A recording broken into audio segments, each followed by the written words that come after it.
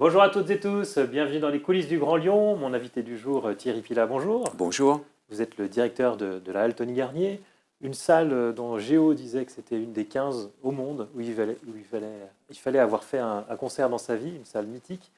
Au bout de 2 ans à la tête de cette salle, comment vous la regardez? Elle est toujours aussi mythique ou vous vous dites avec la concurrence des arénas modernes, elle commence à être un peu dépassée? Non, elle est toujours aussi mythique, elle est toujours aussi belle. Ça fait 2 ans qu'effectivement que je travaille à la Halle et c'est vrai que et c'est un peu pareil pour toute l'équipe. On prend véritablement plaisir à travailler dans cet espace parce qu'il est unique et donc en fait on a ce sentiment un peu renforcé que malgré toute la modernité qu'il peut y avoir en dehors dans la ville, etc. Justement, c'est un des atouts de la Halle que d'avoir ce caractère historique et ce passé chargé d'histoire.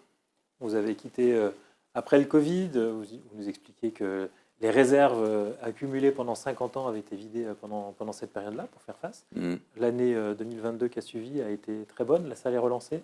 Oui, tout à fait. C'est le cas pour la Halle, mais c'est le cas un peu pour toute le secteur du spectacle vivant, en tout cas dans les spectacles de grande capacité. L'année 22 a été une grosse année avec de nombreuses tournées, parmi lesquelles Orelsan ou Angèle, par exemple, ont joué en 22 à la Halle. Et donc, et puis un retour du public qui se confirme à la fois sur les spectacles à la Halle, mais aussi dans d'autres salles, et aussi sur le phénomène des stades, puisqu'on a eu entre-temps aussi pas mal de concerts au Groupama Stadium. Donc, ce qui confirme que le public est aujourd'hui avide, en tout cas 2022-2023, c'est le cas, achète des billets pour aller voir les artistes qu'ils préfèrent. À votre arrivée, vous promettiez une salle plus ouverte sur le quartier, sur la ville. Ça va se concrétiser par de nouveaux travaux? Ça va se concrétiser effectivement par de nouveaux travaux, puisqu'on a lancé un marché public au mois de juillet qui va nous mener jusqu'à des travaux d'ici à l'horizon 2026, on imagine. Donc toute une réflexion autour de la scénographie de la halle, comment améliorer le confort au public, l'accueil. Ce qui va sur le hall d'entrée ou le parvis, et puis aussi toute la fonctionnalité qu'on peut avoir, le fait de pouvoir enchaîner plus facilement des spectacles complètement différents, ce qui est le cas à la Halle, et donc voilà, davantage de modularité. Donc comment dire, le processus est lancé. Et donc voilà, pour faire évoluer l'outil et le rendre encore plus accessible aux Lyonnais. La salle est armée pour faire face à la concurrence de l'Arena qui arrive. Oui, bien sûr, enfin, est armée, bien sûr. En tout cas, voilà, la Halle organise des concerts depuis 1988. On travaille avec tous les promoteurs locaux, avec tous les producteurs français. Donc c'est vrai qu'il y a une grande habitude de cet outil. Les professionnels le connaissent bien, donc c'est vrai que c'est aussi notre force. Et donc voilà, mais il n'empêche qu'on doit faire effectivement évoluer l'outil pour pouvoir aller plus loin avec chacun et monter des nouveaux projets. Alors, la salle, c'est un équipement municipal, un équipement public, contrairement à l'Arena qui est un équipement privé. Mais concrètement, dans la programmation, qu'est-ce que ça change? D'être public? Oui. Ça change pas grand-chose, hein. Non, non, en fait, puisqu'on est un établissement public, on va dire autonome, qui fonctionne, en tout cas dans son activité commerciale comme un privé. Et donc, la programmation se fait au rythme des tournées nationales ou internationales que les producteurs vont monter. Et également les salons, il ne faut pas l'oublier, qui était quand même une part importante de la programmation de la Halle. Comment se concrétise votre mission d'intérêt général, votre mission de service public? Nous, c'est par exemple de ponctuer la programmation d'événements différents, justement. Et donc, ce qu'on cherche à développer, c'est aussi des moments de gratuité. Donc, c'était le cas le week-end dernier pour les Journées du patrimoine, où on accueillait plus de 3000 visiteurs qui pouvaient découvrir un peu les coulisses de la halle, l'histoire de la halle, donc des visites organisées, mais aussi des animations autour de la musique. On pouvait faire du scratch ou du beatbox. Mais voilà, ça fait partie des choses nouvelles qui viennent ponctuer un petit peu la programmation. Et d'autres événements qui vont venir comme ça se greffer tout au long de l'année. On aura au mois de janvier une soirée autour des musiques électroniques, ce qui n'a pas été fait à la Halle depuis de nombreuses années. Une soirée qu'on fait en collaboration avec les acteurs locaux des musiques électroniques à Lyon. Alors, un mot sur la programmation. Vous aurez une saison, vous l'avez dit, une programmation très, très éclectique, aussi très populaire, même peut-être un poil rétro quand on regarde les chanteurs qui viendront. Ça va de Sardou, Big Flo et Oli, M. Pokora, ou des grands classiques de Disney qu'on aura en version spectacle de danse sur glace, comédie musicale ou ciné-concert. Oui, c'est la spécificité de la Halle Tony Garnier. C'est une saison un peu rétro.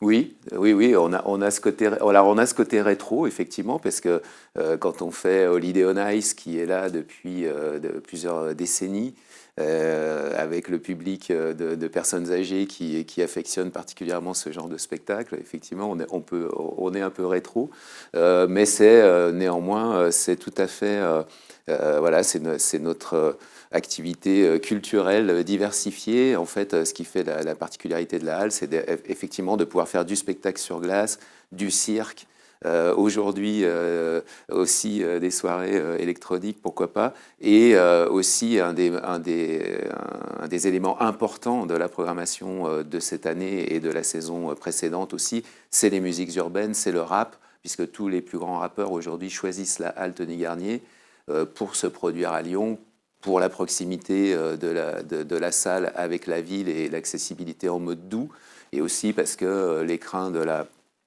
halle et sa fosse debout est un atout pour ce public-là qui souhaite être au plus près de l'artiste et profiter du concert live debout. Et oui, c'est ça. Vous avez une fosse de 10 000 personnes, quand finalement dans les arénas, on a plutôt des sièges confortables mais assis. Oui, voilà, c'est le rapport inversé qu'on peut avoir avec l'Arena aujourd'hui qui marque un petit peu notre différence.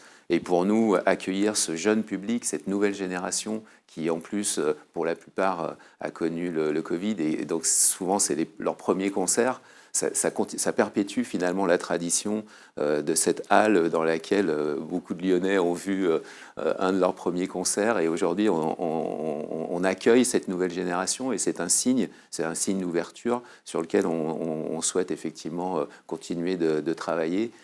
Parce que c'est avec eux qu'on va construire la programmation ou un outil culturel moderne de demain. Alors vous accueillez un certain nombre de chanteurs qui n'hésitent pas à faire polémique. Je ne parle pas de Michel Sardou, oui. Mais j'aurais pu, mais plutôt du rappeur Freeze Corleone, qui est quand même critiqué très régulièrement sur le front de l'antisémitisme. On a des paroles de ses chansons. Et il n'a pas été condamné, mais c'est quand même tous les jours rien à foutre de la Shoah. Je suis motivé comme Hitler dans les années 30. Vous n'avez pas peur d'entendre ce type de paroles? Bien sûr, donc on est très vigilant aujourd'hui aux limites aux limites de la liberté d'expression des artistes. Effectivement, concernant ce rappeur, il y a eu un jugement qui a été rendu l'année dernière à Rennes et sur cette problématique-là. Aujourd'hui, l'album sort. On est très vigilant effectivement de ce qui peut se dire et si la situation évolue. Aujourd'hui, c'est vrai que... Ces albums le 11 septembre, c'est pas non plus des dates anodines. Oui, effectivement, mais aujourd'hui, l'ensemble de la tournée est maintenu et l'album effectivement est sorti. Et donc, c'est peut-être aussi l'occasion pour lui de réviser ses propos. C'est ce que vous espérez avant le concert? Il n'y a pas de demande d'annulation pour l'instant, comme on a pu voir? Non, pour l'instant, aucune demande n'a été faite on n'a aucun retour sur ce concert. Pour finir, sur cette programmation, qu'est-ce que vous retenez, vous, plus personnellement? Ce serait quoi votre coup de cœur? Le coup de cœur, c'est un nouvel artiste qui s'appelle Sofiane Pamar, qui jouera le 15 décembre à la Halle Tony Garnier. Un artiste, un compositeur, en fait, pianiste, très original, très actuel, puisqu'il travaille notamment avec beaucoup de rappeurs y compris internationaux. Et donc il explose aujourd'hui notamment sur scène. Et donc, pour nous, c'est vrai que c'est un symbole d'avoir un pianiste, finalement, compositeur, piano solo, qui puisse remporter un tel succès auprès d'un public aussi large, de toute génération, et donc qui symbolise effectivement peut-être ce renouveau à travers des musiques très, très urbaines, mais pour le coup très classiques, et donc qui montre que voilà, le public est toujours attentif et sait reconnaître des nouveaux talents. L'autre peut-être signature de cette année, c'est l'explosion des ciné-concerts, des grands classiques qu'on peut venir voir donc sur grand écran, mais avec un orchestre. Oui, c'est une tendance qui se confirme de plus en plus. On a 5 ciné-concerts de prévus sur la saison jusqu'au mois de juin 2024. Donc c'est Harry Potter, c'est Le Seigneur des Anneaux. C'est Le Seigneur des Anneaux, c'est Titanic, c'est effectivement des grands films, mais des grands films avec des grands orchestres classiques. Et c'est vrai que c'est à la fois une façon de redécouvrir des films, mais aussi d'écouter de la musique classique et d'avoir un orchestre complet devant soi.